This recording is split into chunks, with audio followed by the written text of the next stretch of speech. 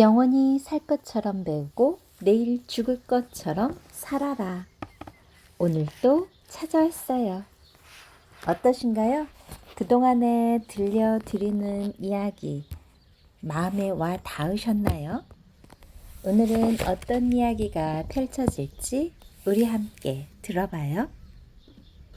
인간의 조건. 어리석은 사람은 물질적이고 육체적인 삶이 최고라고 여기며 지혜로운 사람은 정신적인 삶을 최고로 여긴다.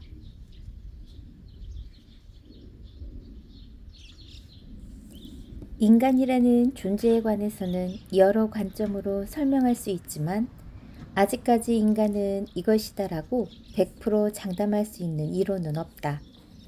다만 의학적으로 혹은 인간의 행동 양식을 척도로 해서 설명할 수는 있다. 그러나 이것만으로는 인간의 존엄성을 설명하지 못한다. 또한 과학만으로도 인간을 정의할 수 없다.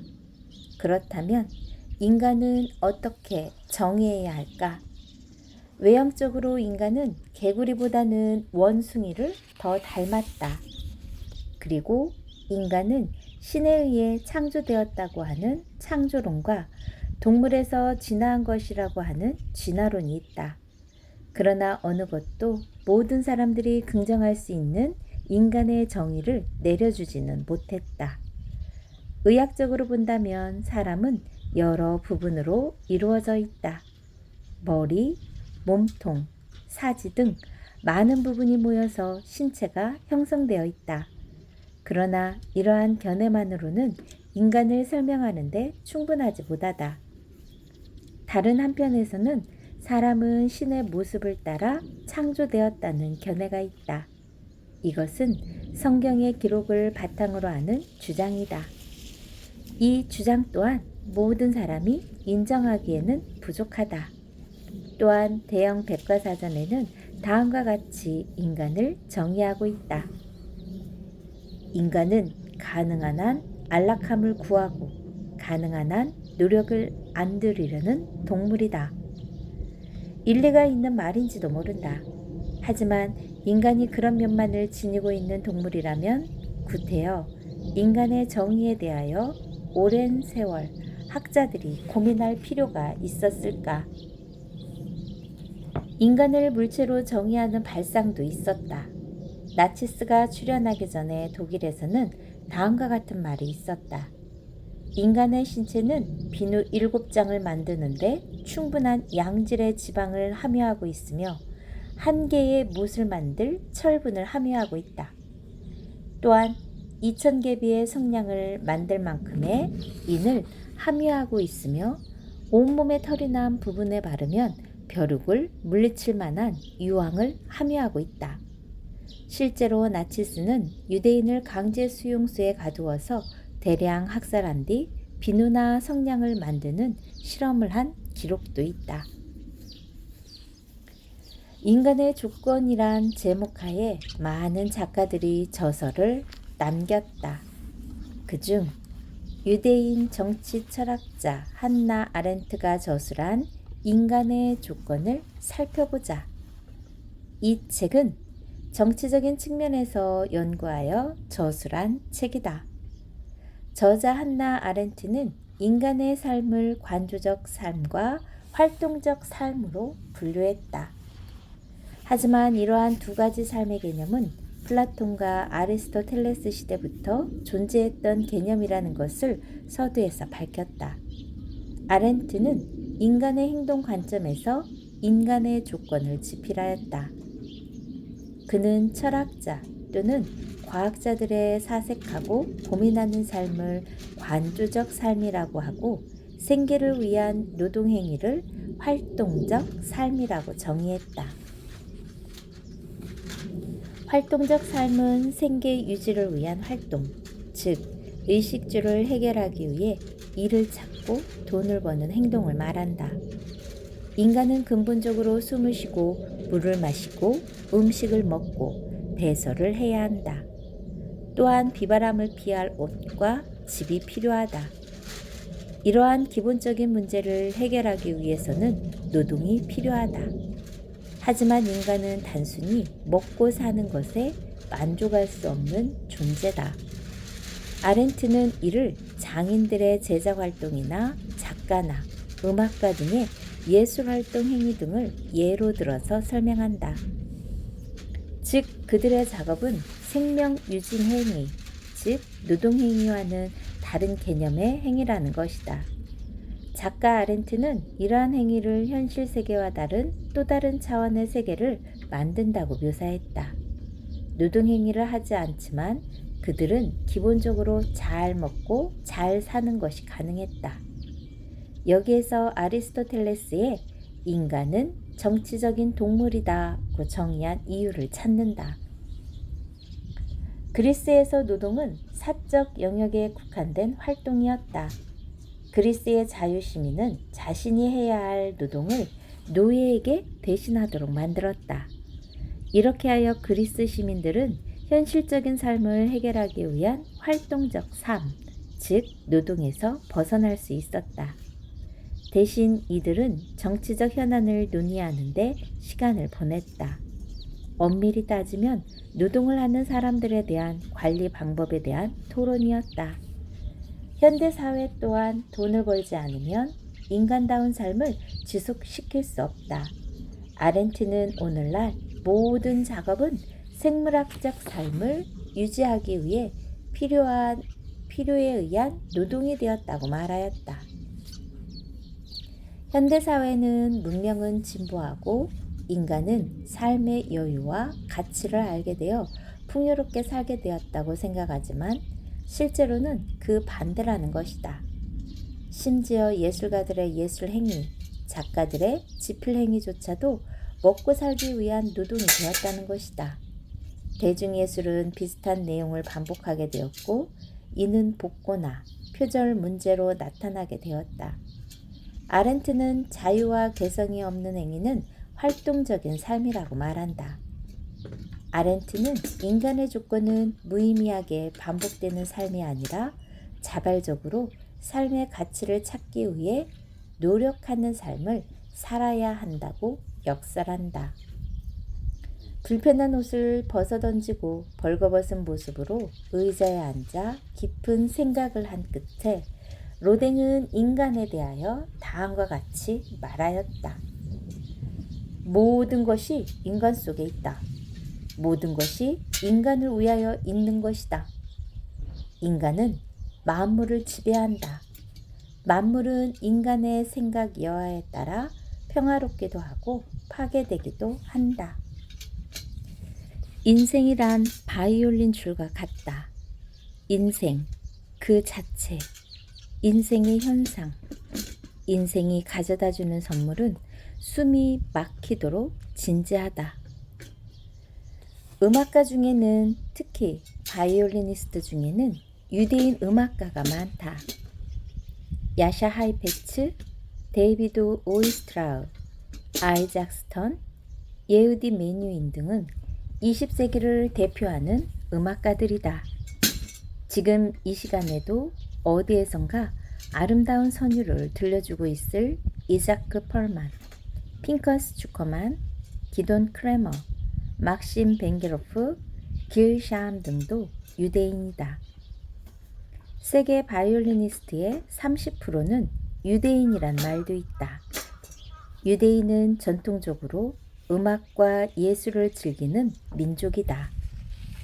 하지만 오랜 세월 동안 핍박을 벗어나기 위해서 온 세계에 흩어져 있는 유대인들은 자신들의 외로움을 위로해줄 음악이 필요했다. 그들은 휴대가 간편하며 자신들의 삶을 위로해줄 음악 도구를 찾아야만 했다.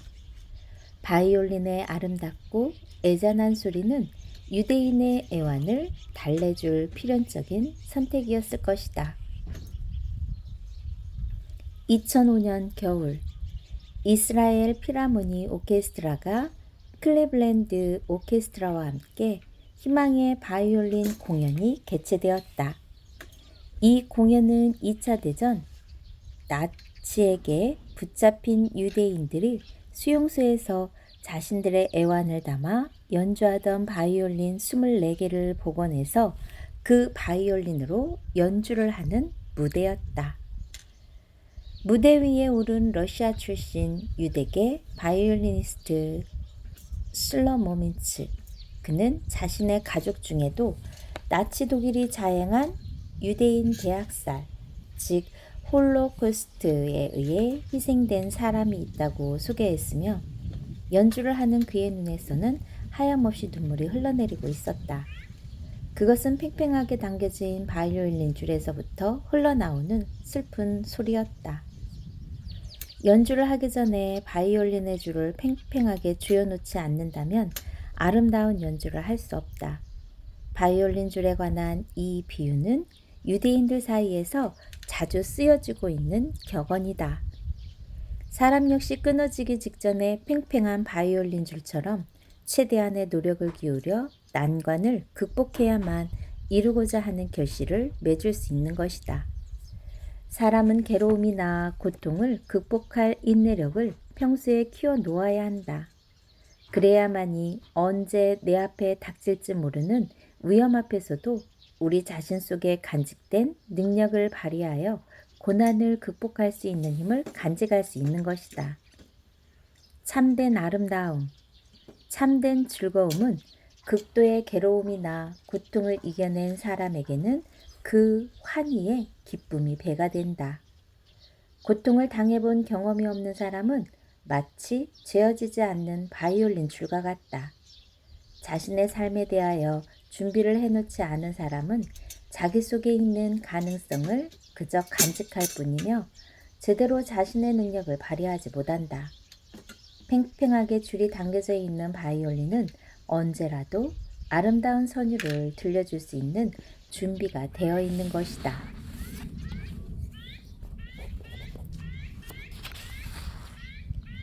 진실한 말은 상대의 마음을 움직인다. 진실한 말은 아름답지 않고 아름다운 말은 미덥지 않다.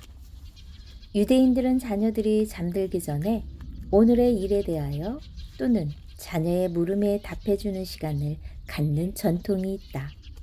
책을 읽어주거나 이야기를 들려주는 시간을 갖는 것이다. 유대인 부모는 이때 주로 성서에 등장하는 인물들의 이야기를 자녀에게 들려준다. 부모가 들려주는 위인들의 이야기는 자녀에게 스스로 위인들의 위대한 삶을 가슴에 새기며 자연스럽게 언어적 자극, 즉 문자와 단어에 대한 개념을 깨우치게 되고 언어의 중요함을 터득하게 된다. 또한 책 속에 등장하는 조상들의 이야기와 그 과정에서 습득한 새로운 단어의 개념은 세상과 소통할 수 있는 좋은 소재가 된다. 이것이 유대인 어린이들이 4살이 되기 전에 평균 1500개의 단어를 구사할 수 있는 비결이다. 탈무드에는 다음과 같은 지침이 기록되어 있다. 아이를 심하게 꾸중했다면 아이가 잠들기 전에 반드시 아이와 그날의 일을 마무리하라. 좋지 않은 기억이 내일로 이어지지 않도록 하라는 가르침이다. 유대인의 학교에는 다음과 같은 대화의 토론 규칙이 교실에 부착되어 있다. 항상 연장자에게 우선 발언권을 준다. 다른 사람의 이야기 도중에 끼어들지 않는다. 말하기 전에 먼저 생각한다. 생각을 거치지 않는 말은 서둘러 대답하지 않는다. 질문과 대답을 간결하게 한다. 처음 할 이야기와 나중 할 이야기를 구별해야 한다. 잘 알지 못하고 말했거나 잘못 말한 것은 솔직하게 인정한다. 이렇듯 유대인 민족은 말의 중요성에 대하여 아주 어렸을 때부터 교육을 통해 가르치고 있다. 말은 그 사람의 인격을 나타내는 척도이다. 말은 곧 나를 대변한다. 한마디의 말로 상대방의 마음을 얻기도 하고 적으로 돌려 세우기도 한다. 인생이란 도움을 주고 받는 것이다. 다른 사람에게 도움을 주는 일을 하는 사람은 자신에게 가장 큰 선물을 주는 것이다. 당신은 누구와 도움을 주고받은 적이 있는가? 이 세상에 존재하는 누구라도 자신은 누구와도 도움을 주고받는 일이 없다고 말한다면 그것은 사리에 맞지 않는 말, 즉 어불성설이다. 인간은 부모의 도움으로 이 세상에 태어났다. 또 스승으로부터는 삶을 살아가기 위한 유용한 지혜를 배운다. 그리고 사회생활을 하면서 상사, 동료, 학교 선후배 등 많은 사람으로부터 도움을 주고받으면서 현재 생활을 영위하고 있는 것이다. 그리고 나와는 아무런 관계가 없는 사람들로부터 알게 모르게 도움을 주고받으며 살아가고 있다. 그러므로 오로지 자기 스스로의 힘으로 자기의 삶을 이루어 놓았다고 생각하는 것은 매우 어리석은 일이다. 사람들은 지금 이 순간에도 두 손 모아 기도를 올린다. 제게 더 많은 축복을 주시옵소서. 저의 소원을 꼭 이루도록 도와주시옵소서. 신은 그 기도들을 모두 듣고 계실지 모를 일이지만 축복이란 무엇인가에 대해 생각해보자. 인간의 삶에서 가장 큰 축복은 감사하는 마음으로 삶을 영위하는 것이다. 그러므로 가장 축복받은 사람은 감사하는 마음을 간직한 사람이다. 감사하지 못하는 삶을 사는 사람에게는 신의 축복도 머물지 못한다. 지혜로운 사람은 모든 일에 감사함을 잊지 않는다. 아주 미미한 것에서도 감사함의 의미를 찾아낼 수 있다면 그는 이미 풍족한 삶을 살아가고 있다고 말할 수 있다. 하지만 우리는 다른 사람의 불행을 외면하고 남의 진심을 믿지 못하며 삶을 살아가는 경우가 많다. 사소한 일상의 소중한 가치에 감사한 마음을 갖는데 익숙하지 않기 때문이다. 하지만 생각해보면 우리의 삶은 감사할 일들이 너무도 많다. 감사하는 마음이 자기 안에 깃들면 인생을 살면서 자주 행복한 순간을 선사받으며 살아가게 되며 언젠가는 아름다운 세상이 바로 눈앞에서 펼쳐지는 순간을 맞이한다. 살아있으면서 천국을 살고 있는 것이다.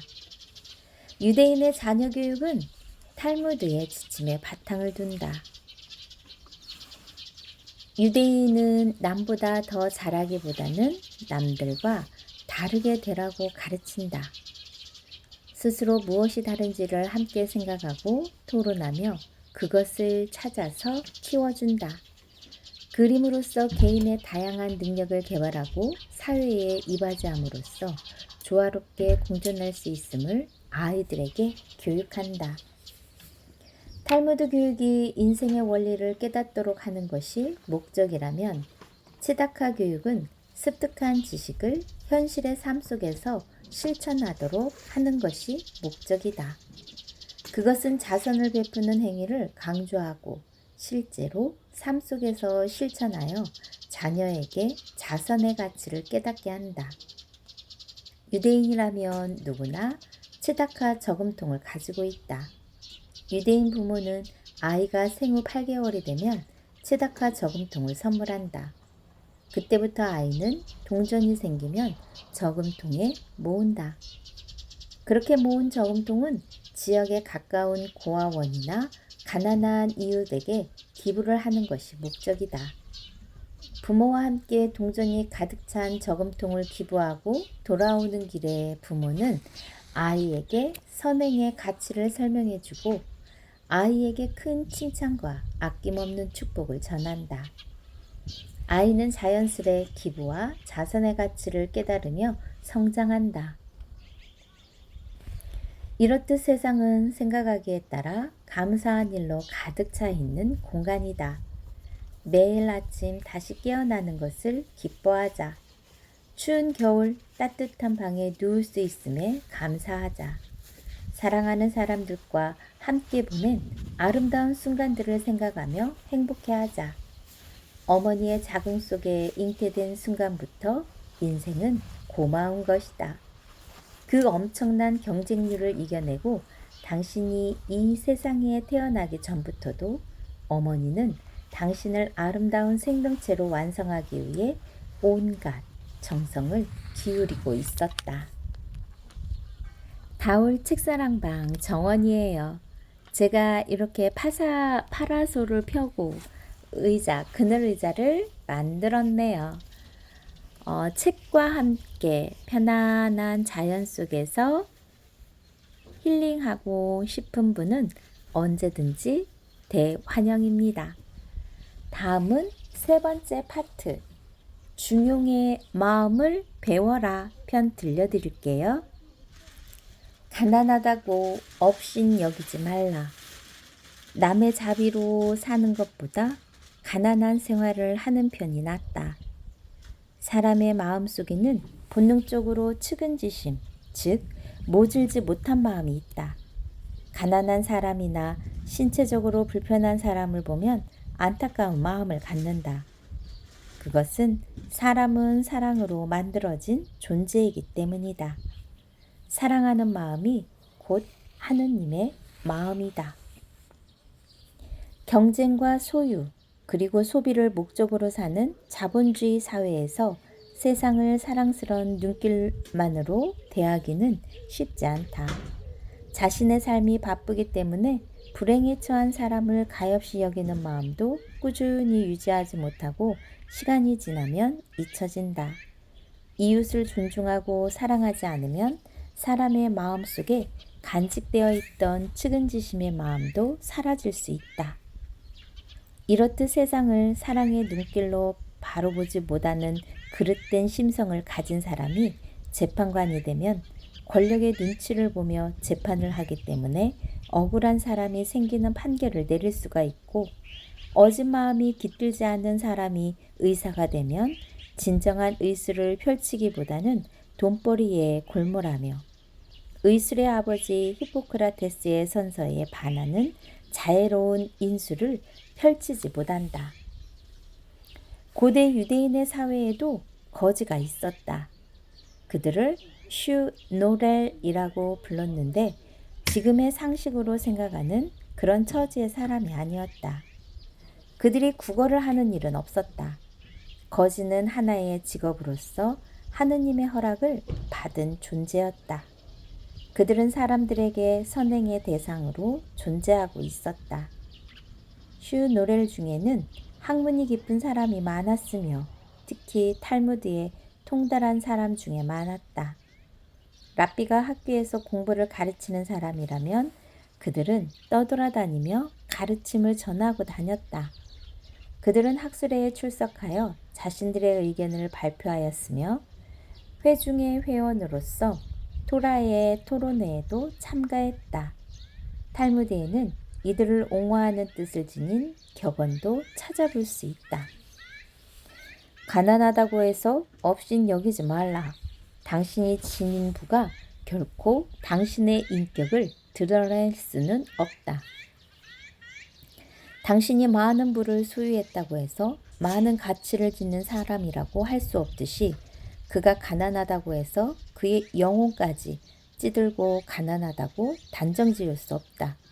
가난한 사람들을 무시하는 사람은 결코 인격적으로 성장할 수 없다.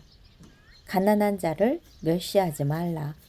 그들의 셔츠 속에는 영민한 지혜의 진주가 숨어져 있다. 가난을 극복하도록 젊어서 노력하라. 부지런한 사람에게는 가난이 머물 수 없다. 유대인은 젊어서 가난하다는 것은 성공으로 가는 발판을 만들어주는 절호의 환경이라고 여기고 있다. 가난을 벗어나겠다는 충동만큼 강한 힘은 없다. 젊은 시절 가난한 것은 감사해야 할 일이다. 그러나 노년이 되어서도 가난하다는 것은 불행한 일이다. 젊음은 원인이며 노년은 결과이기 때문이다. 젊은이는 그것을 항상 생각해야 한다. 어려운 환경에서 가난을 초월한 고고한 삶을 유지하기란 매우 어려운 일이다. 전도서 9-16에는 다음과 같은 내용이 있다. 지혜로움이 결국에는 힘보다 강하기는 하지만 가난한 그의 말에 누구도 귀를 기울이지 않고 있으니 그의 지혜가 빛을 못 보는구나. 이는 성서 시대로부터 현재까지 변하지 않는 사회적 현상이다. 유대인은 교육의 목표로 미래의 삶을 승자로 살도록 만든다는 것에 있다. 그러한 목표를 달성하기 위한 교육 방식이 바로 각자의 개성을 살리는 하브르타 교육이다. 하브르타 교육은 질문 위주의 교육 방식이다. 모든 문제에 의문을 갖고 질문과 토론을 하는 것이다. 유대인은 모두가 같은 곳을 향해 가면 공멸한다는 것을 교육을 통해 깨닫게 한다. 그래서 그들은 당연하게 생각되는 세상의 흐름 속에서도 새로운 길을 찾아낸다. 다시 말해서 레드오션, 세상에 잘 알려져 있어서 경쟁이 매우 치열하여 붉은 피를 흘려야 하는 경쟁 시장 속에서도 블루오션, 현재 존재하지 않거나 잘 알려져 있지 않기 때문에 경쟁자가 없는 유명한 시장을 찾아내는 것이다. 유대인은 히브리어를 사용하는데 히브리의 뜻은 혼자서 다른 쪽에 선다는 것이다. 즉 그들은 자녀를 남과 다르게 키우는 것에 초점을 맞춘다. 개개인의 개성과 소질을 살려 남다른 방식으로 살아가야 한다는 신념이 있다. 유대인의 90%가 성공하는 것이 그들의 목표다. 유대인의 동족에 대한 결속력은 대단하다.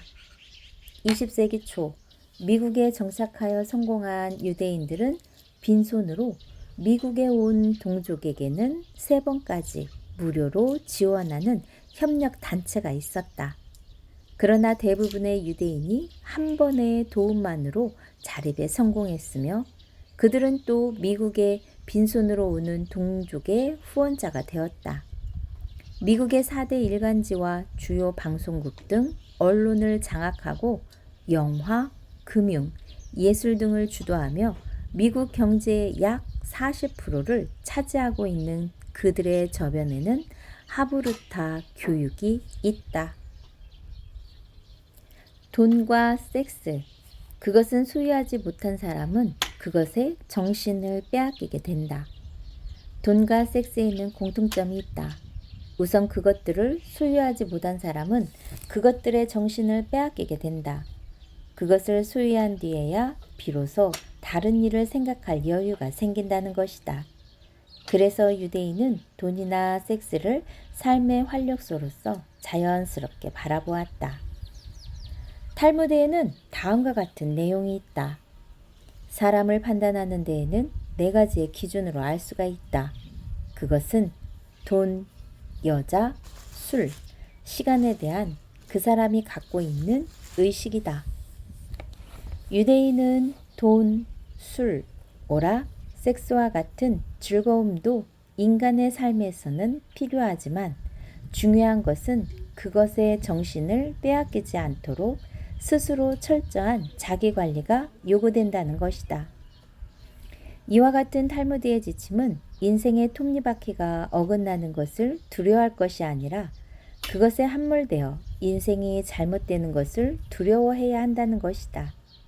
또한 탈무드에는 다음과 같은 내용이 있다. 사람에게 상처를 주는 3가지 이유가 있는데 가난, 말다툼, 텅 빈 지갑이 그것이다. 그 중에서 가장 큰 상처를 주는 것은 텅 빈 지갑이다. 이 외에도 유대인 사회에는 돈에 대한 격언도 많이 전해지고 있다. 돈은 악도 아니고 저주도 아니다. 그것은 축복이다. 금화소리에 소리치던 입도 다물게 된다. 몸은 마음에 의존하고 마음은 돈에 의존한다. 유대인은 돈이나 섹스를 부정적으로 생각하지 않는다. 오히려 인생에 도움을 주는 것으로 생각하고 있다.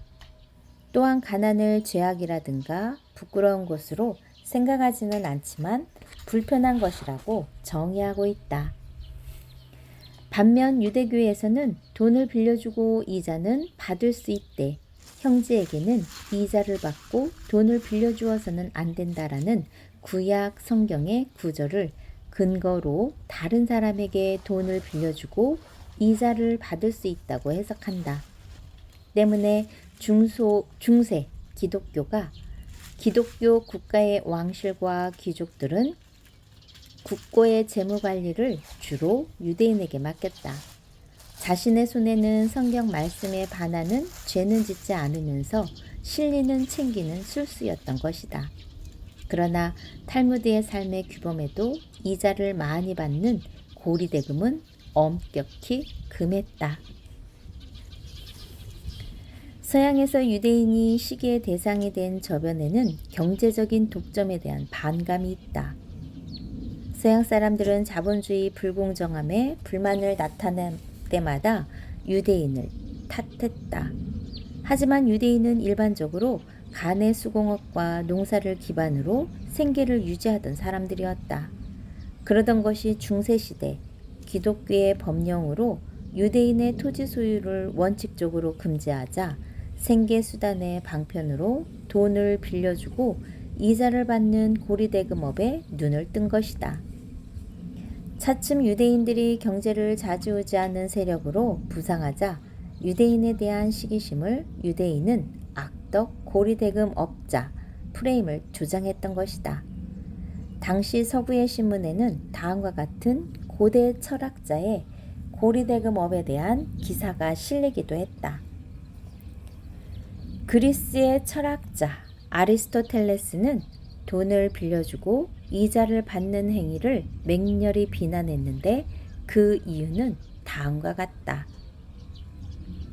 금융업에 있어서 돈을 빌려주고 이자를 받는 행위는 돈을 빌려준 시간에 대비하여 받는 반대급부인데 시간은 신에게 속한 영역이기 때문에 이를 이용해 인간이 이자를 받으면 안 된다.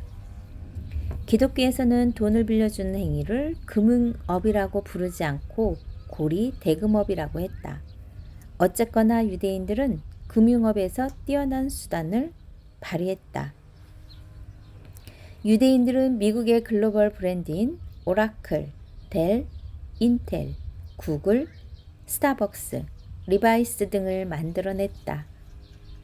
특히 유대인의 막대한 자본은 골드만삭스, 리만 브라더스 등을 앞세워 1913년 FRB 미 연방은행 창립에 주도적 역할을 하며 세계 금융의 중심인 뉴욕의 월스트리트를 만들었다. 미국의 거대한 자본주의의 힘은 유대인의 소나기 안에 있다. 사해처럼 받아들이기만 해서야. 은혜를 베푸는 자는 그것을 감추고 은혜를 입은 자는 그것을 밝혀라. 모든 것을 자기 것으로 만들려고 해서는 안 된다. 사람들은 베푸는 사람의 주위에 모여든다. 베푼다는 것은 바람직한 행위이다. 갈릴리 호수와 사해는 그러한 교훈을 우리에게 주고 있다. 이스라엘에는 두 개의 네 해가 있다. 하나는 갈릴리 호수이며 또 하나는 사해이다. 갈릴리 호수에서 흘러내리는 물은 요단강을 거쳐서 사해로 흐른다. 사해는 바다면보다 낮은 곳에 위치하고 있어서 받아들이기만 할 뿐 받아들인 물을 어느 곳에도 전해주지 못한다. 때문에 사해에서는 물고기가 살지 못한다. 주위에는 나무도 없고 새소리도 들을 수 없다. 사해 위에 떠도는 공기조차 무겁고 답답함을 느껴진다. 그렇기 때문에 동물이 물을 먹기 위해 찾지 않는다. 그래서 옛 사람들은 그곳을 죽음의 바다, 즉 사해라고 이름 붙였다. 사해는 들어오는 물의 한 방울 한 방울을 모두 제 것으로 만들어버린다. 유입된 물이 나가는 출구가 없는 것이다. 반면 갈릴리 호수는 유입된 물을 곧 다른 강이나 호수로 내려보낸다. 그래서 갈릴리 호수의 물은 매우 깨끗하며 자유롭게 물고기들이 헤엄치며 살고 있다. 유대의 현인들은 갈릴리 호수는 받은 것만큼 되돌려주기 때문에 언제나 생기가 넘치고 있으며 사해는 모든 것을 제 것으로 만들어버리기 때문에 생물이 살지 못하도록 죽게 되었다고 생각했다. 갈릴리 호수에 성 베드로의 물고기라고 이름이 붙은 생김새는 괴상하게 생겼으나 맛과 영양이 좋은 물고기가 많이 서식하는 곳으로 유명하다. 지금은 세계적인 관광지로서 호수 주위에는 많은 휴양시설과 레스토랑이 늘어서 있다. 우리는 주위에서 갈릴리 호수 같은 사람을 만나기도 하고 또는 사회와 같은 사람을 만나기도 한다. 받을 줄만 알고 나누어 줄 줄 모르는 사람이 되기보다 갈릴리 호수와 같이 베푸는 사람이 되어야 할 것이다. 갈릴리 호수와 같은 사람은 항상 자신에게 넘치는 것을 욕심부리지 않고 남에게 베풀기 때문에 항상 맑고 깨끗한 물이 흘러 들어오는 갈릴리 호수와 같이 평화롭다. 마더 테레사 효과가 있다. 봉사활동 등의 일을 하면 발생하는 정신적, 신체적, 사회적 변화를 말하는데 테레사 수녀와 같이 남을 위한 선을 쌓으면 인체의 면역 기능이 크게 향상되는 것을 말한다. 슈바이처 효과라고도 한다. 중용의 도를 넘지 않아야 한다. 술이 백약 중에 으뜸이라고 하지만 만병은 또한 술로부터 일어난다. 유대인은 술은 필요한 것이라고 여기고 있다. 탈무드에는 아침 술은 돌, 낮술은 구리, 밤의 술은 은, 사흘에 한 번 마시는 술은 금이다 라고 기록하고 있다. 하지만 유대인 사회에서는 술에 취해 이성이 마비될 정도로 술을 마시는 풍경은 좀처럼 보기 드물 뿐만 아니라 유대의 문학 작품들을 살펴보아도 그러한 인물은 거의 찾을 수 없다. 그러나 술은 유대인과 아주 밀접한 관계를 가지고 있다. 그들은 어린 시절 가정에서부터 술의 효용과 폐해에 대하여 교육을 받고 있으며 또한 즐거운 분위기를 더욱 높이기 위해서는 술만큼 효과적인 것은 없다는 것을 알고 있다. 성서에도 술은 즐거운 일이나 풍요함을 나타낼 때 상징성이 있는 식품이라는 것을 기록하고 있다. 탈무드에는 술을 적당하게 마시면 머리의 두뇌 작용을 좋게 한다고 가르치고 있다. 랍비들은 적당한 술은 사람에게 좋은 약이 되며 술이 있는 곳에 약은 적어도 된다고 말해왔다. 세상의 많은 민족이 밤이 되면 술에 취해 골아떨어졌지만 대부분의 유대인은 적당하게 술을 마시고 책장을 뒤적였으며 좋은 음악에 귀를 기울였다. 탈무드에는 사람이 죽어 하느님 앞에 나아갔을 때 하느님은 사람에게 주었던 여러 가지 즐거움을 즐기지 못했던 자를 꺼린다고 기록하고 있는데 이것은 유대인들의 인생을 즐기려는 태도를 설명해주는 말인 것 같다. 금욕적인 삶을 추구하는 사람들은 술을 비롯한 즐거움을 추구하는 많은 행위들에 대하여 매우 나쁘다고 여기며 경멸하기도 한다. 하지만 양극단의 입장에 선 사람은 상대편의 어떠한 행위도 좋게 보이지 않는 법이다. 예를 들어 중동 지역의 여러 나라에서는 여자는 외출할 때 얼굴을 모두 가려야 되며 다른 남자와 정이라도 통하게 된 것이 발각되면 사형까지 당하게 된다. 하지만 다른 나라에서는 남녀 간의 애정 표현을 지극히 자연스러운 현상으로 받아들인다. 양극단의 입장에서 바라보던 큰 벌을 받아야 될 행위가 되기도 하고 도저히 이해가 될 수가 없는 관습일 수도 있는 것이다. 그래서 일부 서양 사상가들 중에는 동양의 수많은 사상 중에서 중용을 최고의 사상이라고 생각하고 있다. 시간은 돈이 아니라 인생이다. 시간은 언제까지나 당신을 기다리는 것은 아니다. 시간의 사전적 의미는 과거, 현재, 미래로 이어져 있으며 머무름이 없이 일정한 빠르기로 무한히 연속되는 흐름이다. 시간에 대한 정의를 내리기 위한 시도는 오랫동안 철학자와 과학자들의 주된 관심사였다. 그러나 시간의 의미에 대한 여러 갈래의 폭넓은 관점이 존재하기 때문에 명확한 시간의 정의를 말하는 것은 어려운 문제다.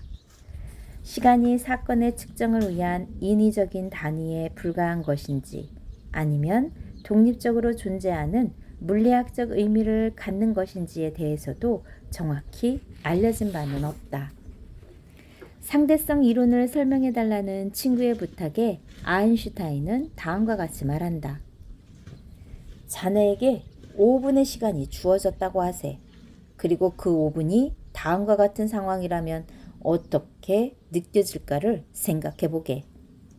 만약 그 5분을 사랑하는 연인과 즐겁게 보낸다면 그 시간이 얼마나 귀하고 짧은 순간이겠는가.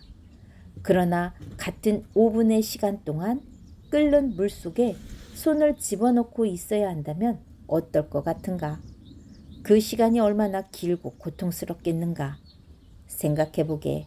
같은 5분이지만 어떻게 그 5분이 같겠는가? 플라톤은 시간을 움직이지 않는 영혼 속에서 끊임없이 움직이는 이미지라고 했고 아리스토텔레스는 시간을 이전 혹은 이후에 따른 움직임의 횟수와 범위라고 말했다. 이렇듯 시간은 볼 수도 만질 수도 없는 추상적인 개념이다. 눈에 보이는 실체나 형상화할 수 있는 대상이 없기에 설명하고 이해하기가 아득할 수밖에 없다.